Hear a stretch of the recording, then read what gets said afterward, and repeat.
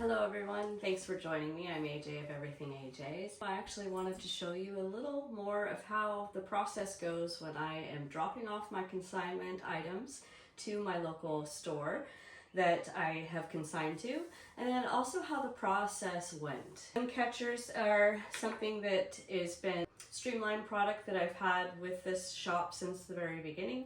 I actually walked in with those and presented a lot of them at one time, and the shop owner says, well, I don't usually do this, but I would like to have you set up something right now if you can. So right from there, it was just a great get-go, and the agreement between us on what the consignment cost would be, I thought was decent enough for the area, because it would be something that I'm selling my products instead of just paying for a space and perhaps not having products sell. So there's two different versions of the way that stores will set up those consignments. Sometimes it's you're going to pay that shop per month to have your stuff in the space. And another way that it would be set up is you're going to pay per item that is sold through the point of sale. So every time something actually is sold, that's when you actually pay that person for having those items at their store. So for me, I don't want to be in debt. I don't really wish to pay someone to have my stuff in their store if it's perhaps not selling. So the agreement I felt was well worth it, being the percentage that this shop wanted, on top of the fact that I didn't have to pay anything out of pocket, and I was able to gain a wonderful location. I've got my price tags written. I have one more that I'm going to write up right here. So you're going to put your price tag as one side will be the price, and the other side is typically what they call your vendor number. The vendor number is usually given to you by the retailer, so that's something that you will get at the time of setup. Nonetheless, that's how that works. I've got 6 more tags here. I have quite a few of the Suncatchers already in my bag here that I'm taking. This is just what I use for my replenishment bag. I've got little bags here that are the bubble bags, bubble wrap bags basically, that I've got other products in, and I save them so that when I take off my Suncatcher, I can immediately put it into this bubble bag and I know there's going to be no damage. And then I'll set it down here. I do already have my charm on it, so it's got a little frog charm. This is a green design. Let's get this one priced. So what I'm going to do is run out there today. I'll hopefully be able to show you a good shot of the strip on the street that I went and attempted to find a good store location. And it wasn't that everybody said no. 2 of the shop managers were gone at the time. One of them had a broken leg, so they were gone most of the time. And then the other ones, they were charging per month, so it wasn't something that was working for my situation anyways. So there definitely was other opportunities, but I said no to the ones that wanted to charge and said yes to the one that wanted to charge me a percentage per sale.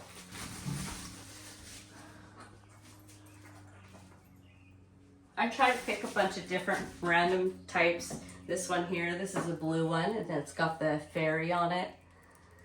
I will show them where they're hanging in the store on display as well. So you'll be able to see the actual retail display and how my products are hung at this location. And I thought that would be kind of handy as well. Here's another one. It's got the little mushrooms on it.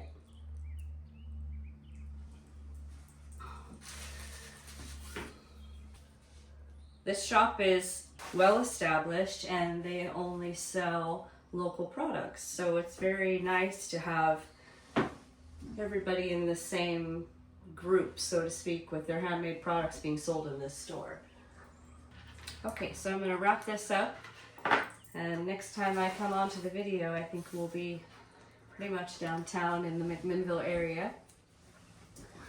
And I will show you exactly where I'm set up. Okay, you guys, so here we are downtown in 3rd Street, basically is what it's called, in McMinnville, Oregon. This is the street that I walk to find my consignment shops. A lot of shops aren't the same as they were several years back, but it's really cute. There's a lot of super charming shops along the way. That day that I was asking for consignment locations, it was really tough because I was kind of at the end of the strip here, where I figured it was like wine tasting and food the rest of the way.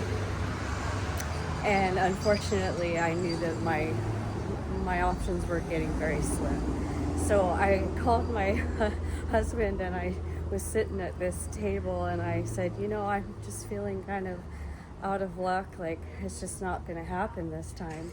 And he says, well, you know, keep your hopes up, you'll find something that's meant to be. And I looked up, and I actually found the shop that I'm at right now. I said, well, there's one more I'm going to walk into and see how it goes, and see if they would be interested in taking me on. And this is the one right behind me. So I walked across the street, and it was just the best experience. I can take video of my product, but I haven't asked permission to do the store thing yet, so I'll ask first, and then I'll let you guys see that part too.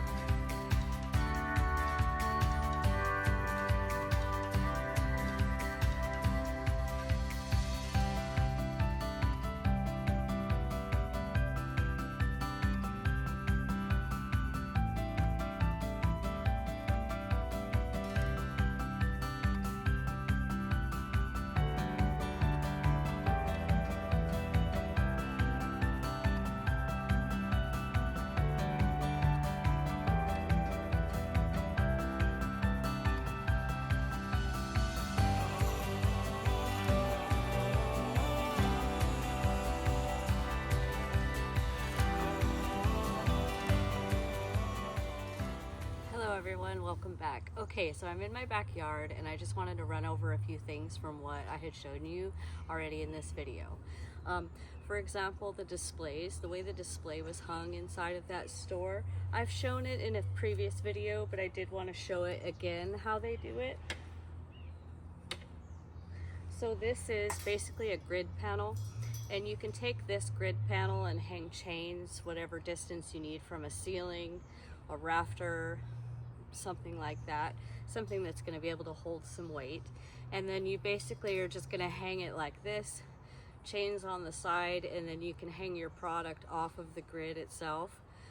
There's a bunch of different clips that you can use, or S hooks. So those are hooks that you can, like shower hooks.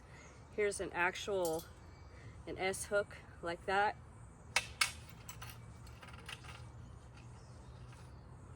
Or like this is a smaller version, so that the S hook just kind of lays there, and then you would hang your product off of it. That's one example. And this is how the store was using it as far as their grid panels. One of them is white, one of them is black. So depending on what you have, you could spray paint it black so that this is a little more invisible. I think that looks a little bit better. It shows the product up a bit better.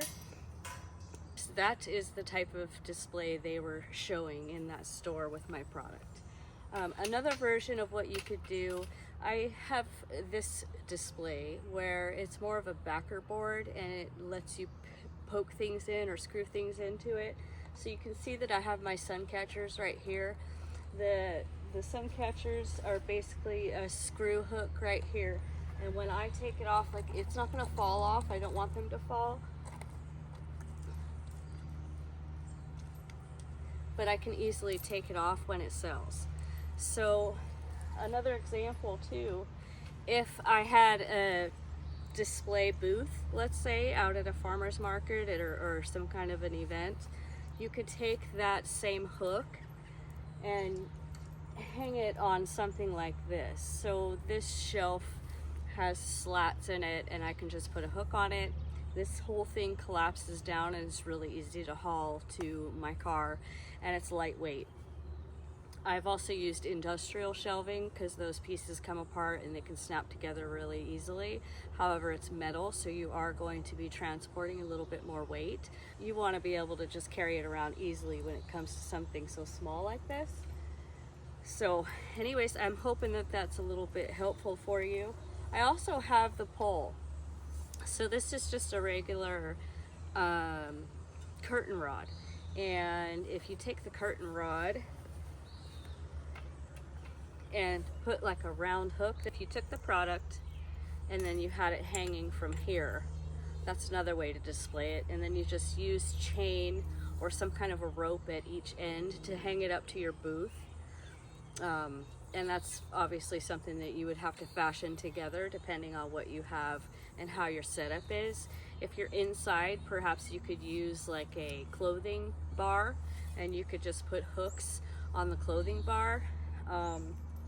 That's only one row though, so the difficulty of that versus this is much easier, and I can show a lot more products, as well as be able to put stuff on the top of these shelves.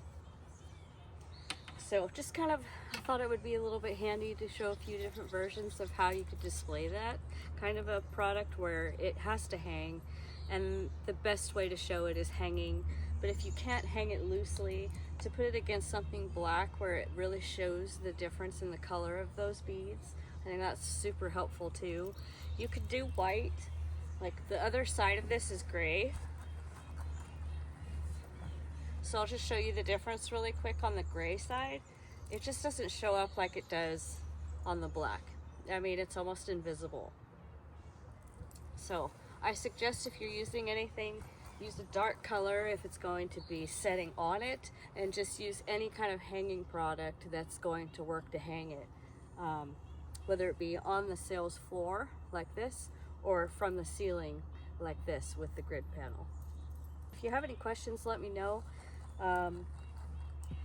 And that's it. Thanks for joining me on that video, and I will see you guys in the next one. Thanks. Bye.